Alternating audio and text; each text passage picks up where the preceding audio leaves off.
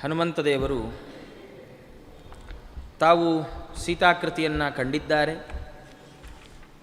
ಕಂಡಾಗ ಸೀತಾಕೃತಿ ತಾನು ಪ್ರಶ್ನೆ ಮಾಡ್ತಾ ಇದ್ದಾರೆ, ನೀನೇನೋ ರಾಮನ ದೂತ ಅಂತ ಹೇಳ್ತೀಯ, ಆದರೆ ನಿನ್ನ ಮಾತನ್ನು ನಂಬುವ ಬಗೆ ಹೇಗೆ? ಯಾರ್ಯಾರೋ ಬಂದು ರಾಮನ ದೂತ ಅಂದರೆ ನಂಬೋದು ಹೇಗೆ? ಹಾಗಾಗಿ ನಿನ್ನನ್ನು ರಾಮನ ದೂತ ಅಂತ ನಾನು ನಂಬಬೇಕಾದ್ರೆ ರಾಮಚಂದ್ರ ದೇವರ ಲಕ್ಷಣವನ್ನೇನಾದರೂ ಹೇಳು, ರಾಮದೇವರು ಹೇಗಿದ್ದಾರೆ ಅದನ್ನು ಹೇಳು ಅಂತ ಕೇಳಿದ್ದಾರೆ. ಕೇಳಿದ ಕಾಲಕ್ಕೆ ಹನುಮಂತ ದೇವರು ರಾಮದೇವರನ್ನು ವರ್ಣನೆ ಮಾಡ್ತಾ, ಜಗತ್ತಲ್ಲಿ ಯಾರ್ಯಾರು ಗುಣಗಳಲ್ಲಿ ಉತ್ಕೃಷ್ಟರು ಅಂತಿದ್ದಾರೋ ಅವರೆಲ್ಲ ಆಯಾಯ ಗುಣಗಳನ್ನು ಕಲಿತಿದ್ದೇ ರಾಮದೇವರ ಹತ್ರ. ರಾಮದೇವರಿಂದ ಭೂದೇವಿ ಕ್ಷಮೆಯನ್ನು ಕಲಿತಿದ್ದಾಳೆ, ಸೂರ್ಯ ತೇಜಸ್ಸನ್ನು ಕಲಿತಿದ್ದಾನೆ, ಮನ್ಮಥ ಒಳ್ಳೆ ಸೌಂದರ್ಯವನ್ನು ಹೇಗೆ ಸಂರಕ್ಷಣೆ ಮಾಡೋದು ಅಂತ ತನ್ನ ಸೌಂದರ್ಯವನ್ನು ಭಗವಂತನಿಂದ ಕಲಿತಿದ್ದಾನೆ, ಇಂದ್ರ ಕೀರ್ತಿಯನ್ನು ರಾಮದೇವರಿಂದ ಪಡೆದಿದ್ದಾನೆ. ಹೀಗೆ ಅವರೆಲ್ಲ ತಮ್ಮ ತಮ್ಮ ಗುಣಗಳನ್ನು ರಾಮದೇವರಿಂದ ಪಡೆದದ್ದು ಅಂತ. ಇದರ ಹಿನ್ನೆಲೆಯಲ್ಲಿ ಇನ್ನೊಂದು ತುಂಬ ಪ್ರಮೇಯ ಸೂಕ್ಷ್ಮ ಏನಂದರೆ, ಭಗವಂತ ಅವನಿಂದ ಕೀರ್ತಿಯನ್ನು ಪಡೆಯೋದು ಅಂದರೆ ಹೇಗೆ? ಭಗವಂತನಿಂದ ಕೀರ್ತಿಯನ್ನು ಪಡೆದದ್ದು ಅನ್ನೋದಕ್ಕೆ ಏನರ್ಥ? ಭಗವಂತನಿಂದ ಒಳ್ಳೆ ರೂಪವನ್ನು ಪಡೆದದ್ದು ಕಲಿತದ್ದು ಅಂದರೆ ಏನರ್ಥ? ಏನರ್ಥ ಅಂದರೆ ಇಷ್ಟೇ ಅರ್ಥ, ಭಗವಂತನನ್ನು ಉಪಾಸನೆ ಮಾಡುವಾಗ ಭಗವಂತನನ್ನು ಒಳ್ಳೆ ಕೀರ್ತಿವಂತ ಅನೇಕ ಶತ್ರುಗಳನ್ನು ಸಂಹಾರ ಮಾಡುವ ಮೂಲಕ ಕೀರ್ತಿಯನ್ನು ಗಳಿಸಿದವ ಭಗವಂತ ಅಂತ ಉಪಾಸನೆ ಮಾಡಿದರೆ ನಮಗೆ ಕೀರ್ತಿ ಬರುತ್ತಂತೆ. ಭಗವಂತನನ್ನು ಭಾಳ ರೂಪವಂತ ಭಗವಂತ ಅಂತ ಉಪಾಸನೆ ಮಾಡಿದರೆ, ಚಿಂತನೆ ಮಾಡಿದರೆ ನಮಗೆ ರೂಪ ಬರುತ್ತಂತೆ. ಬರುತ್ತಾ ಅಂದರೆ ಬರುತ್ತೆ, ನಾನು ನೀವು ಹೇಳೋದಲ್ಲ, ಇದನ್ನು ವೇದ ಹೇಳುತ್ತೆ, ಉಪನಿಷತ್ತು ಹೇಳುತ್ತೆ. ವೇದ ಈಶಾವಾಸ್ಯೋಪನಿಷತ್ತು ಕೇನೋಪನಿಷತ್ತು ಹೇಳ್ತಾ, ತದ್ವನಂ ನಾಮ ತದ್ವನಮಿತ್ಯುಪಾಸಿತವ್ಯಂ, ಭಗವಂತನನ್ನು ತದ್ವನ ಅಂತ ಉಪಾಸನೆ ಮಾಡಬೇಕಂತ. ತದ್ವನ ಅಂದರೆ ವ್ಯಾಪ್ತ ಮತ್ತು ಎಲ್ಲರಿಂದ ಸೇವ್ಯ ಅನ್ನುವ ಎರಡು ಚಿಂತನೆಗಳನ್ನು ತತ್ವನ ಅನ್ನುವ ಎರಡು ಶಬ್ದ ಕೊಡುತ್ತೆ. ನಾವು ಭಗವಂತನನ್ನು ಹೀಗೆ ಉಪಾಸನೆ ಮಾಡಿದರೆ ನಮಗೇನು ಫಲ ಸಿಗುತ್ತೆ ಅಂತ ಹೇಳುವಾಗ ಶಾಸ್ತ್ರ ಹೇಳುತ್ತೆ, ಭಗವಂತನನ್ನು ಎಲ್ಲರೂ ಭಜನೆ ಮಾಡ್ತಾರೆ, ದೇವರನ್ನು ಎಲ್ಲರೂ ಉಪಾಸನೆ ಮಾಡ್ತಾರೆ ಅಂತ ನಾವು ಚಿಂತನೆ ಮಾಡಿದರೆ ಆಗ ನಾವು ಎಲ್ಲರಿಗೆ ಬೇಕಾದವರಾಗ್ತೇವೆ. ತುಂಬ ನಮಗೆಲ್ಲ ಭಾಳ ಬೇಸರ ಇರುತ್ತೆ. ಯಾಕೆ? ಮನೇಲಿ ಮಕ್ಕಳು ಮಾತು ಕೇಳಲ್ಲ, ಮನೆಯವ್ರ ಮಾತು ಕೇಳಲ್ಲ, ಅವ್ರ ಮಾತು ಕೇಳಲ್ಲ, ಇವ್ರ ಮಾತು ಕೇಳಲ್ಲ, ಆಫೀಸಲ್ಲಿ ಕೈ ಕೆಳಗಿನವ್ರ ಮಾತು ಕೇಳಲ್ಲ, ಯಾರೂ ಮಾತೇ ಕೇಳೋಲ್ಲ ಅನ್ನೋ ನಮಗೊಂದು ಭಾಳ ದೊಡ್ಡ ಕಿರಿಕಿರಿ. ಇದರ ಪರಿಹಾರ ಏನು? ನಾವೇನು ಮಾಡಿದರೂ ಪರಿಹಾರ ಆಗದೇ ಇರುವ ಸಮಸ್ಯೆಗಳಿದ್ದರೆ ಅದಕ್ಕೆ ದೇವರು ಪರಿಹಾರ. ದೇವರನ್ನು ಉಪಾಸನೆ ಮಾಡಬೇಕಂತ. ಏನಂತ ಉಪಾಸನೆ ಮಾಡಬೇಕು? ನಿನ್ನ ಮಾತನ್ನು ಎಲ್ಲರೂ ಕೇಳ್ತಾರೆ, ನೀನು ಎಲ್ಲರನ್ನ ನಿಯಮಿಸ್ತೀಯ, ನಿನ್ನನ್ನು ಎಲ್ಲರೂ ಭಜಿಸ್ತಾರೆ ಅಂತ ಭಗವಂತನನ್ನು ಉಪಾಸನೆ ಮಾಡಿದರೆ ಆ ಎಲ್ಲ ಗುಣ ಸಾಮರ್ಥ್ಯಗಳನ್ನು ನಮ್ಮ ಯೋಗ್ಯತಾನುಸಾರ ನಮ್ಮಲ್ಲಿ ಭಗವಂತ ಕೊಡ್ತಾನೆ. ಹಾಗಾಗಿ ಸೂರ್ಯ ಭಗವಂತನಿಂದ ಕಾಂತಿಯನ್ನು ಪಡೆದ ಅಂದರೆ ಅರ್ಥ ಏನು? ಭಗವಂತನನ್ನು ಮಹಾಕಾಂತಿ ಉಳ್ಳವ ಅಂತ ಉಪಾಸನೆ ಮಾಡಿ ಸೂರ್ಯ ತನ್ನ ಕಾಂತಿಯನ್ನು ಅಭಿವೃದ್ಧಿ ಮಾಡಿಕೊಂಡ ಅಂತ. ಅಲ್ಲಿ ಇದರಲ್ಲೂ ಹೇಳುವಾಗ ಗಣಪತಿಗೆ ಆನೆಯ ಮುಖ. ಯಾಕೆ ಆನೆಯ ಮುಖ? ಅದು ಒಂದು ನಾವು ಕಥೆ ಕೇಳ್ತೇವೆ, ಆದರೆ ಎಲ್ಲದರ ಹಿನ್ನೆಲೆಯಲ್ಲಿ ಅವರ ಒಂದು ಕರ್ಮಫಲ ಇರಬೇಕಲ್ಲ. ಅದು ಯಾಕೆ ರುದ್ರದೇವರಂತಹ ಮಹಾಜ್ಞಾನಿಗಳು ಗೊತ್ತಾಗಲಿಲ್ಲೇನು? ತಲೆ ತೆಗೆಯುವಷ್ಟು ಅವ್ರಿಗೆ ಅಜ್ಞಾನ ಇತ್ತೇ? ನಮ್ಮ ಥರನ ರುದ್ರದೇವರು? ಹಾಗಾದರೆ ಯಾಕೆ? ಅದಕ್ಕೆ ಬೇಕಾದ ಕರ್ಮ ಏನಿತ್ತು ಅಂತ ಉಪನಿಷತ್ತು ಹೇಳುವಾಗ ಭಗವಂತ ವಿಶ್ವ, ತೈಜಸ, ಪ್ರಾಜ್ಞ, ತುರಿಯ ಅಂತ 4 ರೂಪಗಳ ಭಗವಂತ ಇದ್ದಾನಲ್ಲ, ಅದರಲ್ಲಿ ವಿಶ್ವ ಅನ್ನುವ ಮೊದಲ ರೂಪ ಜಾಗೃದವಸ್ಥಾ ನಿಯಾಮಕವಾದ ಬಲಗಣ್ಣಿನಲ್ಲಿರುವ ರೂಪ. ಈ ರೂಪ ಒಟ್ಟು 19 ಮುಖಗಳ ರೂಪ ಇದು. ಅದರಲ್ಲಿ ಮಧ್ಯದ ಮುಖ ಇದೆಯಲ್ಲ, ಅದು ಗಜಮುಖ. ಆ ಗಣಪತಿ ರೂಪದ ದೇವರು ಏನಿದೆ, ಗಣಪತಿ ಇದ್ದಾನೆ, ಅವನಿಗೆ ಈ ಗಜಮುಖದ ಭಗವಂತನ ಉಪಾಸನೆ ಬಹಳ ಖುಷಿ ಅಂತ. ಹಾಗೆ ಗಜಮುಖದ ಭಗವಂತನ ಉಪಾಸನೆ ಮಾಡಿ ಮಾಡಿ ಮಾಡಿ ಅವರಿಗೆ ಗಜಮುಖವೇ ಬಂತು. ಅದು ಶಾಪ ಅಲ್ಲ, ನನ್ನ ದೊಡ್ಡ ಭಕ್ತ ಅಂತ ತೋರಿಸಿದ್ದದು. ಗಜಮುಖವನ್ನೇ ಭಗವಂತ ತನ್ನ ಮುಖದಂತೆ ಮುಖವನ್ನೇ ಗಣಪತಿಗೆ ಕೊಟ್ಟುಬಿಟ್ಟ ಅಂತ ಹೀಗೆ ಶಾಸ್ತ್ರ ಹೇಳುತ್ತೆ, ಉಪನಿಷತ್ತು ಹೇಳುತ್ತೆ. ಹಾಗಾಗಿ ಇಂದ್ರ ಅವರಿಂದ ಕೀರ್ತಿಯನ್ನು ಪಡೆದ ಅಂದರೆ ಭಗವಂತ ಕೀರ್ತಿಮಂತ ಅಂತ ಉಪಾಸನೆ ಮಾಡಿ ತಾನು ಕೀರ್ತಿಯನ್ನು ಪಡೆದುಕೊಂಡ ಅಂತ ಅರ್ಥ. ನಮಗೆ ಇದೆಲ್ಲ ಸೂಚನೆಗಳು ನಮಗೆ ಒಳ್ಳೆ ರೂಪ ಬೇಕಾ? ಹಾಗಾದರೆ ದೇವರನ್ನು ಒಳ್ಳೆ ರೂಪವುಳ್ಳವ ಅಂತ ಚಿಂತನೆ ಮಾಡಬೇಕು. ದೇವರಿಗೆ ಚೆನ್ನಾಗಿ ಹೂವುಗಳಿಂದ ಅಲಂಕಾರ ಮಾಡಬೇಕು. ಒಳ್ಳೆ ಅಲಂಕಾರ ಮಾಡಿದರೆ ದೇವರು ನಮಗೆ ಒಳ್ಳೆ ರೂಪ ಕೊಡ್ತಾನೆ. ದೇವರ ಮುಂದೆ ದೀಪ ಹಚ್ಚಿಡ್ಬೇಕು. ಯಾಕೆ? ದೇವರ ಮುಂದಿರುವ ಬೆಳಕನ್ನು ಹುಟ್ಟಿಸ್ಲಿಕ್ಕಲ್ಲ, ದೇವರ ಮುಂದೆ ಕತ್ತಲು ಕಳೀಲಿಕ್ಕಲ್ಲ. ಯಾಕೆಂದರೆ ಭಗವಂತನಿಗೆ ಕತ್ತಲ ಸಂಪರ್ಕವೇ ಇಲ್ಲ. ದೀಪ ಯಾಕೆ ಹಚ್ಚಿಡ್ಬೇಕು? ನಮಗೆ ಜ್ಞಾನ ಬರಲಿಕ್ಕೋಸ್ಕರ. ನಮ್ಮ ಮನಸ್ಸಿನಲ್ಲಿರುವ ಅಜ್ಞಾನ ಅನ್ನುವ ಕತ್ಲೆ ಹೋಗಬೇಕಾ? ದೇವರ ಮುಂದೆ ದೀಪ ಹಚ್ಚಿಡಿ. ನಮಗೆ ಬೇರೆ ಮಾರ್ಗವೇ ಇಲ್ಲ ಅಂತಾರೆ. ರಾಯರ ಸ್ತೋತ್ರವನ್ನು ನೀವೆಲ್ಲ ಕೇಳಿದ್ದೀರಿ, ಹೇಳ್ತೀರಿ. ದೀಪ ಸಂಯೋಜನಾ ಜ್ಞಾನಂ. ಅಪ್ಪಣ್ಣಾಚಾರ್ಯ ರಾಯರಿಗಂತಾರೆ, ಯಾವ ರಾಯರು ರಾಘವೇಂದ್ರ ಗುರು ಸಾರ್ವಭೌಮರು ಭಗವಂತನನ್ನು ಅತ್ಯಂತ ಭಕ್ತಿಯಿಂದ ಸೇವೆ ಮಾಡ್ತಾ ಇದ್ರು, ಅಂಥ ರಾಯರ ಮುಂದೆ ದೀಪ ಹಚ್ಚಿಟ್ರೆ ನಮಗೆ ಜ್ಞಾನ ಬರುತ್ತೆ ಅಂತಾರೆ.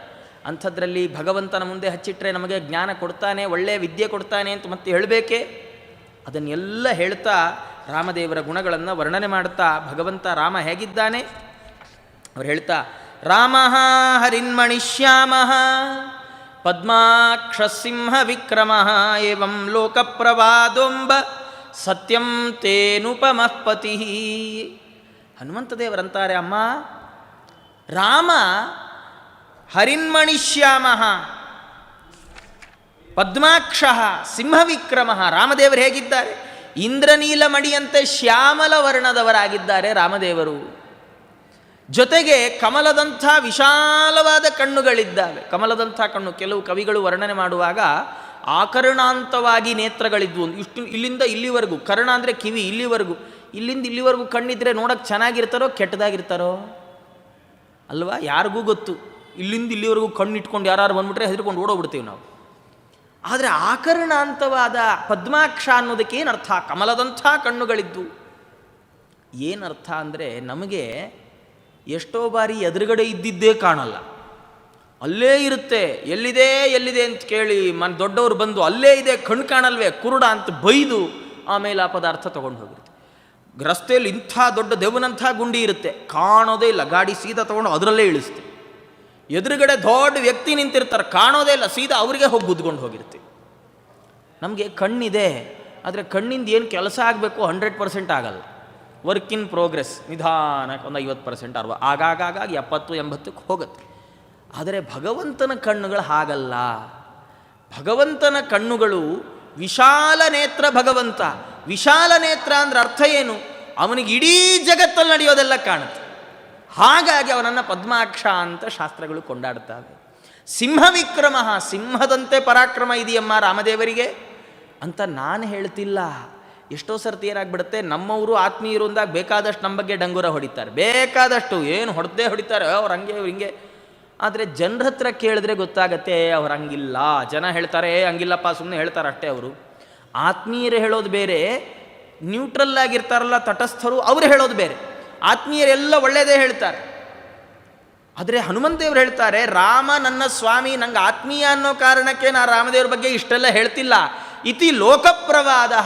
ಜನ ಮಾತಾಡ್ಕೊಳ್ತಾರೆ. ಹೀಗೆ ಹಾದಿ ಬೀದಿಯಲ್ಲಿ ಹೋದರೆ ರಾಮದೇವರು ಜನ ಮಾತಾಡ್ಕೊಳ್ತಾರಪ್ಪ, ಏನು ಚಂದ ಇದ್ದಾನೆ ರಾಮ ನೋಡಲಿಕ್ಕೆ, 2 ಕಣ್ಣು ಸಾಲದು, ಇಂಥ ರಾಮ ಇಂಥ ರಾಮ, ಇವನ್ ನಮಗೆ ರಾಜ ಆಗಬೇಕು, ಇವನ್ ನಮ್ಮ ಹುಡುಗಿಗೆ ಗಂಡ ಆಗಬೇಕು, ಇವನ ನೋಡ್ತಾ ನೋಡ್ತಾ ನೋಡ್ತಾ ನಾವು ಕೊನೆಯ ಕ್ಷಣಗಳನ್ನು ಕಳಿಬೇಕು. ಎಷ್ಟು ಜನಾನುರಾಗ ಇತ್ತು ರಾಮದೇವರಿಗೆ. ನಮಗೆ ಇವತ್ತೇ ನೋಡಿದ್ರೆ ಅರ್ಥ ಆಗತ್ತೆ. ಅಯೋಧ್ಯೆಗೆ ಹೋಗೋರ ಸಂಖ್ಯೆ ನೋಡಿದ್ರೆ ರಾಮದೇವರು ಎಷ್ಟು ಜನಾನುರಾಗಿಗಳಾಗಿದ್ದಿರಬಹುದು ಅಂತ ಸಣ್ಣ ಅಂದಾಜು ಸಿಗುತ್ತೆ.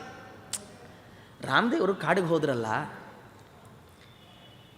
ಕಾಡಿಗೆ ಹೋಗೋ ಕಾಲಕ್ಕೆ ಯಾರ್ದೋ ಮನೆಯಲ್ಲಿ ಪಾಪ ಮಗು ಆಯಿತಂತ.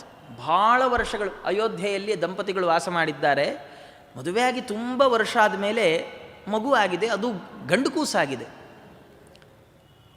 ಎಂಥ ಆನಂದದ ವಾತಾವರಣ. ಆದರೆ ಆ ಅಮ್ಮ ಮಗುಗೆ ಹುಟ್ಟಿದ ಹಸುಗೂಸಿಗೆ ಬೈದಲಂತ. ಅದು ಯಾವ ಕೆಟ್ಟ ದರಿದ್ರ ಗಳಿಗೆಯಲ್ಲಿ ಹುಟ್ಟಿದೆಯೋ ರಾಮನ್ ಕಾಡುಗಟ್ಟು ಬಿಟ್ರಲ್ಲ ಅಂತ ಬೈದಲಂತ. ಆ ಮಗು ಏನು ಮಾಡಿದೆ? ಏನಿಲ್ಲ. ಆದರೆ ಆ ಪೌರರಿಗೆ, ಆ ಪಟ್ಟಣಿಗರಿಗೆ ರಾಮದೇವರ ಮೇಲಿದ್ದ ಪ್ರೀತಿ ಎಷ್ಟು ಅಂದರೆ, ತನಗೆ ಹುಟ್ಟಿದ ತನ್ನ ಮಗುವಿಗೆ ದರಿದ್ರ ಮಗು ಅಂತ ಬೈತಾ ಇದ್ದಾಳೆ. ಯಾಕೆ ಅಂದರೆ ರಾಮನ್ ಕಾಡು ಕಳಿಸ್ಬಿಡ್ತು ನೀನು ಹುಟ್ಟಿದ ಗಳಿಗೆ ಅಂತ. ಇಡೀ ಅವತ್ತಿನ ದಿವಸ ಯಾವ ಅಯೋಧ್ಯೆಯ ಮನೆಯಲ್ಲಿಯೂ ಒಲೆನೇ ಹಚ್ಚಲಿಲ್ಲಂತೆ. ಯಾರಿಗೂ ಊಟ ಇಲ್ಲ. ಯಾಕೆ ಅಂದರೆ ಯಾರಿಗೂ ಊಟದ ಮೇಲೆ ಪರಿವಿಲ್ಲ. ಯಾಕೆ? ರಾಮ ಕಾಡಿಗೆ ಹೊರಟು ಬಿಟ್ಟಿದ್ದಾನೆ ಸೀತಾ ಲಕ್ಷ್ಮಣರ ಜೊತೆಗೆ. ಇನ್ನು 14 ವರ್ಷ ನಾವು ರಾಮನನ್ನು ನೋಡೋದಿಲ್ಲ. ಎಂಥ ದುರ್ದೈವ ಇದು. ಇಷ್ಟು ಜನಾನುರಾಗವನ್ನು ಗಳಿಸಿಕೊಂಡವ ರಾಮ. ಮತ್ತೇನು ರಾಜ ಆಗಿರಲಿಲ್ಲ, ಜನರಲ್ ಆಗಿ ಅಧಿಕಾರ ಇರೋರ ಜೊತೆ ಕಡೆಗೆ ಎಲ್ಲರೂ ವಾಲ್ಕೊಂಡು ಬಿಡ್ತಾರೆ. ಯಾಕೆಂದರೆ ಅವ್ರ ಹತ್ರ ಅಧಿಕಾರ ಇದೆಯಪ್ಪ, ಅವ್ರ ಜೊತೆಗಿದ್ದರೆ ನಮಗೇನಾದ್ರು ಲಾಭ ಇದೆ ಅಂತ.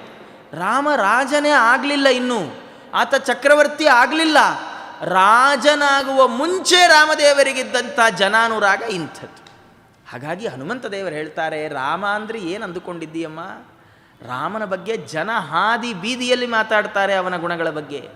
ನಿಜವಾಗಿ ಕೈ ಮುಗಿದ್ರಂತ ಹನುಮಂತ ದೇವರು ಅಂತಾರೆ, ಅಮ್ಮ ನಿಜವಾಗಿ ನಿಮ್ಮ ಯಜಮಾನ್ರು ನಿನ್ನ ಗಂಡ ಇದ್ದಾನಲ್ಲ, ಅವನ ಅನುಪಮ, ಅವನಿಗೆ ಇಂಥವನು ಅಂತ ಹೋಲಿಕೆ ಕೊಡಲಿಕ್ಕೆ ಸಾಧ್ಯ ಇಲ್ಲ. ರಾಮದೇವರು ಹೇಗಿದ್ದಾರೆ, ರಾಮದೇವರು ಹಾಗಿದ್ದಾರೆ ಅಂತ ಹೇಳಬಹುದಷ್ಟೇ, ಮತ್ತೇನು ಹೋಲಿಕೆ ಕೊಡೋದು? ಅಷ್ಟು ಅದ್ಭುತರಾಗಿದ್ದಾರೆ ಪ್ರಭು ಶ್ರೀರಾಮಚಂದ್ರ ದೇವರು ಅಂತ ಹೀಗೆ ಅವರು ವಿಸ್ತಾರವಾದ ರೀತಿಯಲ್ಲಿ ರಾಮದೇವರನ್ನು ವರ್ಣನೆ ಮಾಡ್ತಾ ಇದ್ದಾರೆ.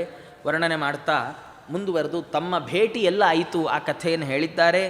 ಲಕ್ಷ್ಮಣ ದೇವರು, ಲಕ್ಷ್ಮಣ ರಾಮದೇವರು ಅನುರೂಪರಾದ ಅಣ್ಣ ತಮ್ಮಂದಿರು, ಅವರ ಸಹೋದರ ಎಷ್ಟು ಅವರ ಭ್ರಾತೃತ್ವ ಇವತ್ತಿನ ಸಮಾಜದಲ್ಲಿ ನನಗಿಂತ ಚೆನ್ನಾಗಿ ನಿಮಗೆ ಗೊತ್ತಿರುತ್ತೆ ಹೇಗಿರುತ್ತೆ ಅಣ್ಣ ತಮ್ಮಂದಿರ ಸಂಬಂಧ ಬಾಂಧವ್ಯ ಅಂತ.